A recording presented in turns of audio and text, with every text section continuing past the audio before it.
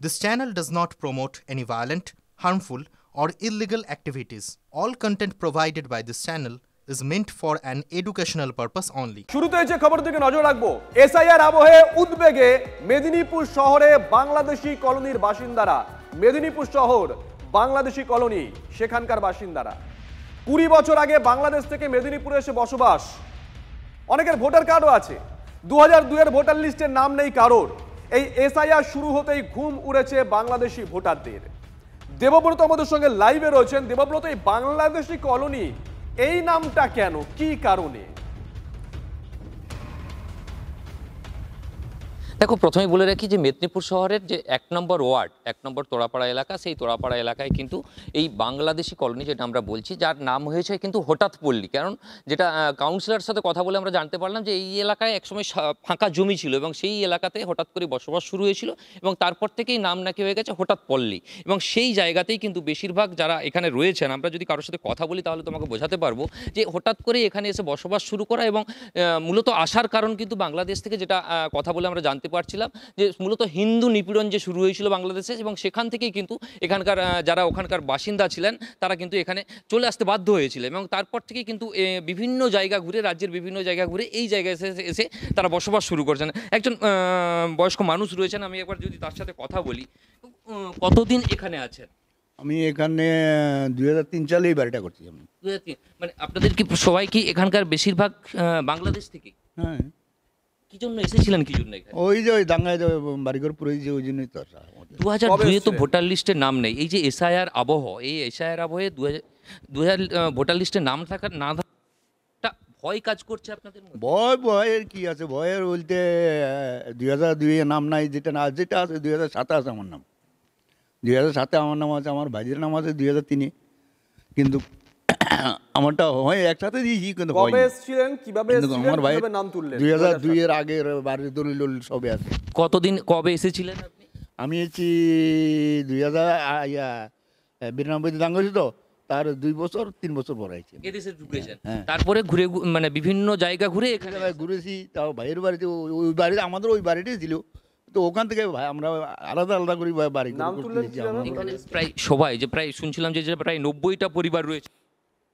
না 90টা পরিবার নেই, বেকার বললাম নেই। আমি তো যা বলছি সকাল থেকে আমার একই কথা, 90টা পরিবার নাই এখানে। যারা আছেন প্রায় প্রত্যেকেই বাংলাদেশ, প্রায় আছে বাংলাদেশি আছে। দেখো, মানে এই রকম কিন্তু বক্তব্য প্রায় প্রত্যেকেই কিন্তু একটা, যেহেতু 2002 এর প্রায় বেশিরভাগ মানুষেরই কিন্তু ভোটার লিস্টে নাম নেই, তার ফলে সঙ্গে থাকো, আসবো তোমার কাছে। তুমি আরো অনেকের সঙ্গে কথা বলেছিলে, তাদের কথাটাও শোনাই। এই যে 11 সালে আসছি, দালালের মাধ্যমে আসছি। আমরা তো ভোটার হচ্ছি, ভোট দেই, কিন্তু এখন যে হয়তো কি এসআইআর হচ্ছে না কি হচ্ছে, সেখানে যদি সরকার আমাদেরকে ভোটার করে বা রাখে, রাখবে, না রাখলে না রাখবে। এটা যে নাম কে দিয়েছে হঠাৎ পড়লে, এটা আমরা নিজেরাই জানি। আমার 24 বছর হয়েছে, 2001 এর চেয়ে আমাদের ভিতরে সেরকম আতঙ্ক সৃষ্টি হয়নি। সরকার তো বলেছে যে সবাইকে নাগরিকত্ব দিবে কি বা যার একটা ব্যবস্থা করবে, তাহলে আর আতঙ্ক হয়েও বা কি করবো, আর কিছুই হবে না। আর আমরা তো আর এসছি যেহেতু আর এখান থেকে আর যাচ্ছি না বাংলাদেশ। আমাদের পাড়ায় বোধহয় 300-350 ঘর জ্বালা দিছে বোলা এলাকায়। তারপরে আমরা চলে এসেছি এখানে বিক্রি বাটা করে। আমি 92-তে এসেছি, তারপরে যাই দেশে যাই, বিক্রি বাটা করে একবারে চলে। আমরা শোনাচ্ছিলাম ওখানে যারা থাকেন তাদের বক্তব্য। অজিত মাইতি এই মুহূর্তে আমাদের সঙ্গে রয়েছেন, তৃণমূল কংগ্রেস নেতা। অজিত বাবু, শুভজিৎ রয়েছি। অজিত বাবু, জায়গাটার নাম হঠাৎ কলোনি।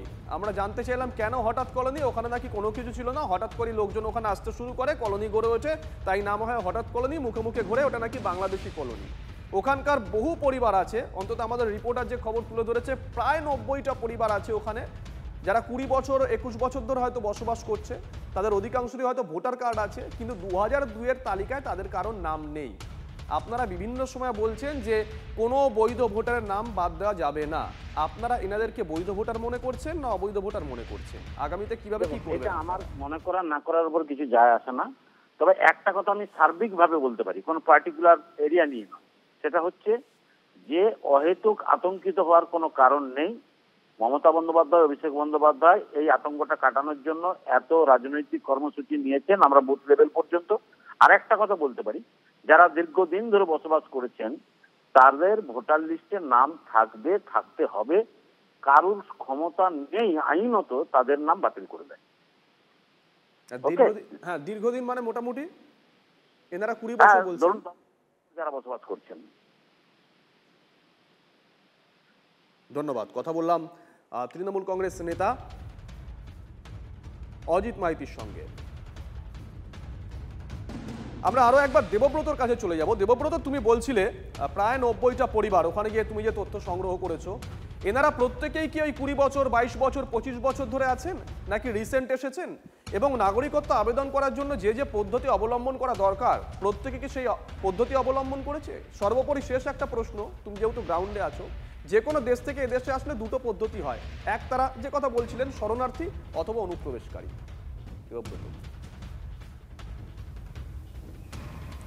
একদমই, দেখো যারা বেশিরভাগই কিন্তু তাদের প্রত্যেকেরই বক্তব্য, আমরা বেশ কয়েকজনের সাথে কথা বলেছিলাম, তারা কিন্তু প্রত্যেকেই জানাচ্ছেন যে তারা কিন্তু এখানে প্রায় প্রত্যেকেই 2001-2 পর থেকে আছে।